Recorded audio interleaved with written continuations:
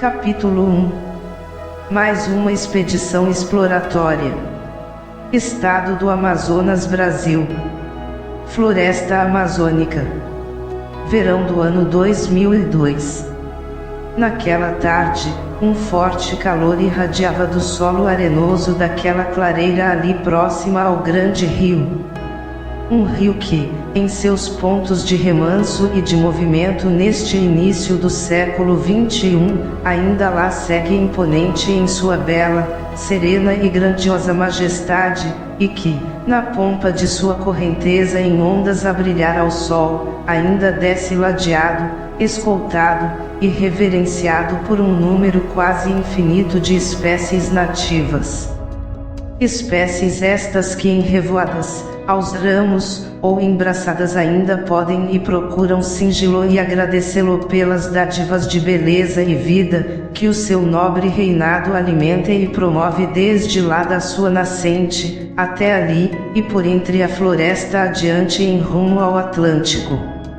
Sim, esse é aquele soberano e ainda saudável e abundante maior rio que aqui temos, o Amazonas. Do lado, entre meio a esse rio e aquela clareira, uma atraente castanheira se ergue altiva em anos e comprimento, extensa em diâmetro e sombra.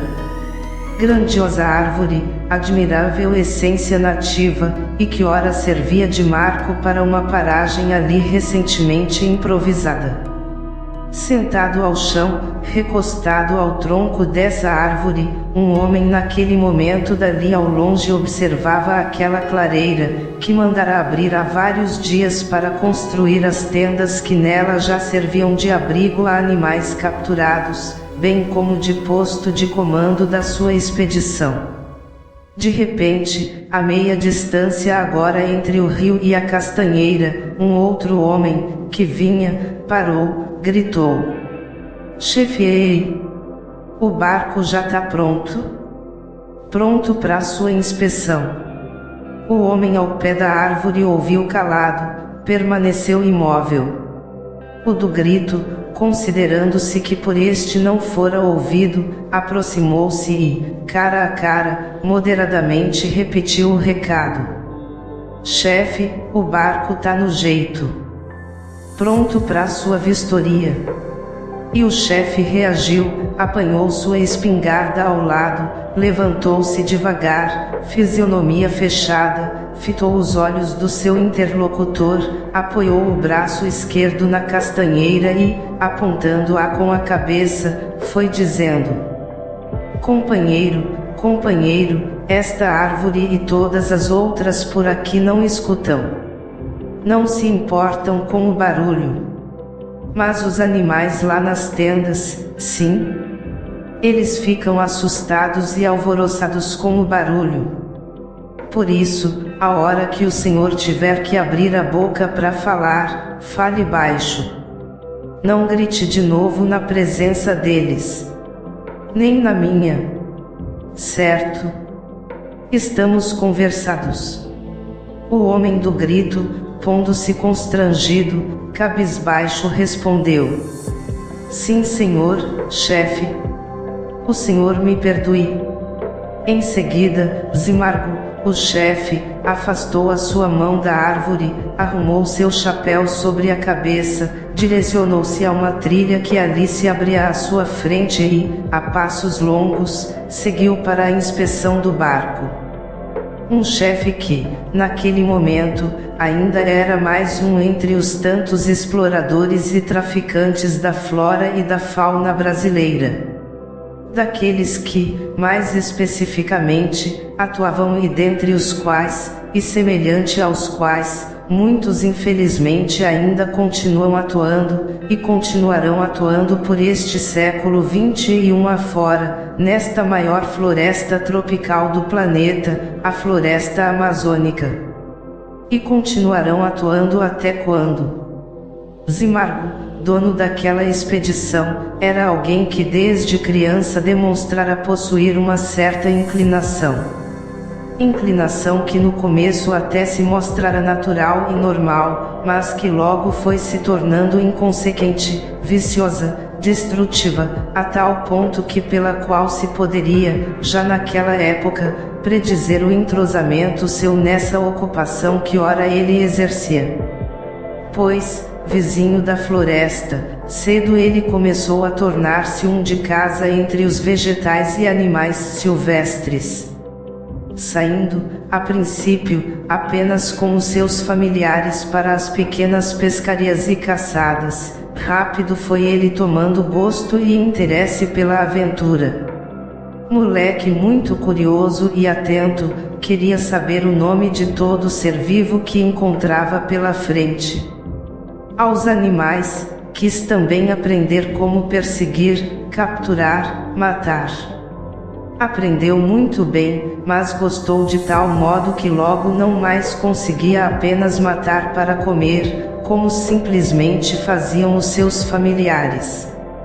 Um sentimento estranho, um prazer estranho dominou aquele menino. Ele também matava somente por matar, apenas para observar um ser vivo em agonia encontrar a morte através de sua mira certeira. Também capturava por capturar, apenas para observar a forma, a cor, o comportamento de um ser vivo preso e em desespero querendo obter novamente a liberdade. Também perseguia por perseguir, apenas para observar o medo, a angústia, o apuro de um ser inferior a fugir de um ser superior, desejoso por dominar. E assim, nesse compasso, logo Zimargo começou a sair não somente para as pequenas aventuras de subsistência de seus familiares, como também para as aventuras simplesmente competitivas entre os amigos e colegas de convivência. Pessoas que também possuíam um mesmo sentimento, um mesmo prazer em praticar atos iguais aos seus. E aquelas competições eram ações onde o prêmio da vitória era meramente o prazer de ser reconhecido e respeitado como o melhor naquela atividade esportiva, como assim a chamavam. Atividade que via graça, uma graça estranha, em matar, ou perseguir e capturar aqueles animais. Criaturas que apenas procuravam sobreviver no seu próprio canto, livres, em paz. Entretanto, ao firmar passos na adolescência, Zimargo já também reconhecia, com admirável habilidade, uma infinidade de espécies da flora e da fauna amazônica. Sabia descrever e apontar com segurança as características, os habitats e os costumes naturais de uma porção enorme dos habitantes irracionais daquela floresta. E assim foi, com esta experiência crescente, que ele adentrou a sua juventude e acabou abraçando o trabalho de caçador, guia e segurança em expedições florestais por aquelas regiões de mata nativa. À medida que seus serviços eram procurados, mais conhecido Zimargo se tornava, mais ia alargando seus conhecimentos e amadurecendo suas experiências. E dentre as expedições que requeriam a sua presença, as que ele realmente acompanhava eram aquelas de cunho exclusivamente exploratório. Com estas ele mais se aliava, mais se animava, mais se identificava. Elas tinham-lhe um sabor maior de aventura, risco, perigo, excitação, coisas enfim de seu maior apreço e gosto. E entre essas expedições, tanto havia aquelas que se prestavam para o comércio clandestino e indiscriminado de madeiras de lei, como aquelas para o tráfico de animais silvestres. Portanto, num ping-pong ocupacional por essas formas de exploração da natureza, Zimargo foi navegando sobre as toras do lucro fácil que desciam rio abaixo em rumo ao mundo materialista do explorador inconsequente. Ou, em outras vezes, para o mesmo destino, ia conduzindo aquelas criaturas em gritos e esperneios, trancafiadas em jaulas e gaiolas. Simplesmente animais irracionais que seguiam forçados, por entre vales, morros, rios, planícies, e manchados do próprio sangue provocado pelo desespero e agonia ao se debaterem contra o material frio e sólido das grades. Sim, nesse ritmo, Zimargo já prosseguia no limiar de sua juventude. E não demorou muito e ele, de acompanhante e comandado no roteiro florestal daquelas formas de tráfico exploratório, passou a ser acompanhado e comandante. No meio da floresta a sua voz de mando exprimindo autoridade, determinação e bravura era recebida com grande submissão e respeito pelos seus comandados. Esses, pessoas simples, na maior parte silvícolas, que se dispunham a servir aquelas expedições por qualquer salário minguado ou, como na maioria das vezes, apenas por comida e uma porção de tabaco e de aguardente. Mas, ao contrário, o salário de Zimargo era sempre uma razoável soma em dinheiro, ao fim de cada tarefa cumprida. E somando isso ao prazer pessoal que ele sentia naquilo que fazia, o seu ego então foi seguindo bem nutrido e, cada vez mais fundo, mergulhando nas águas profundas da ambição, do orgulho, da vaidade. Assim, era cada vez com mais entusiasmo e prazer que ele recebia cada nova tarefa, que frequentemente lhe vinha rodeada de elogios e acompanhada da promessa de sempre, a de um dia vindouro de riqueza e poder na cidade grande. Uma promessa que, naqueles confins de mundo, somente se fazia ouvir pelos lábios de audazes mensageiros e cúmplices diretos do alto escalão do tráfico. Representantes, portanto, da voz de comando dos grandes chefes, pessoalmente sempre ausentes e distantes, que viviam lá do outro lado da floresta, em terras do materialismo dominante. Zimargo então já era um explorador entre os exploradores, um traficante entre os traficantes. Um homem insensível, rústico e bruto, que não tolerava obstáculos em seu caminho, a fim de cumprir com êxito a tarefa que lhe era confiada. Por onde passava com sua comitiva, deixava rastros de destruição e desolação. Eram clareiras enormes abertas no meio da mata. Eram toras gigantescas e centenárias flutuando nos rios correnteza abaixo. Eram gritos e gemidos angustiantes de animais presos ou acuados a provocar ecos assustadores pelos cantos ermos da mata fechada. Eram filhotes que choravam a partida imposta aos pais, e pais que choravam a partida obrigada a esses seres vivos frutos de suas entranhas. Eram vidas e mais vidas que entre índios, silvícolas, e homens simples da cidade tiravam vidas e perdiam a própria vida, numa fila de pervertidos e perversores que marchava mata adentro.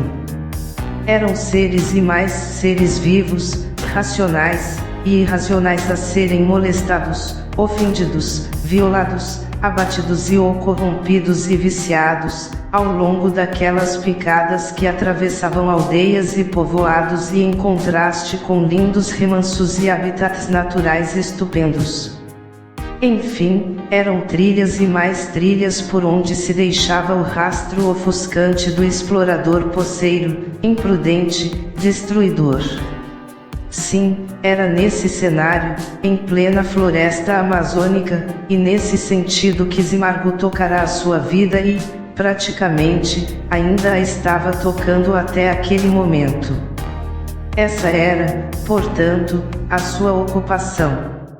E lá ia ele já se aproximando para a citada inspeção, quando, ao ver-se diante da bela imagem do grande rio e do barco que inspecionaria, foi diminuindo o ritmo de suas passadas, tirou seu chapéu da cabeça, parou. Parado e pensativo, ali naquela margem por alguns segundos ele pareceu observar surpreso e curioso aquela paisagem que se abria à sua frente. Mas logo respirou fundo, botou novamente o chapéu e, a passos firmes, foi em direção àquele barco.